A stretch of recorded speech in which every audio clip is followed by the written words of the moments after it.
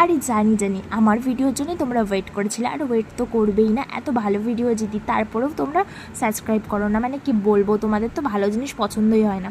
যাই হোক, প্রথমেই আজকে চলে আসলাম কাঞ্চনজঙ্ঘা ওয়াটারফলস। আর এখানে কিছু ভিডিও তো তোমাদের সাথে শেয়ার করতেই হবে না, তোমাদের সাথে শেয়ার না করলে কী করে হবে।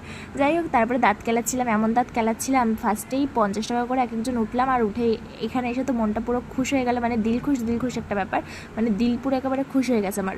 তারপরে ওই যে কাকুকে দেখার পর, সরি কাকু না, দাদুর রিয়াকশানটা দেখো। দাদুকে আমি আবার হাত বাড়িয়ে দিচ্ছিলাম, হ্যাঁ ভিডিও এডিট করার সময় কিন্তু আমি এটা ফলো করলাম।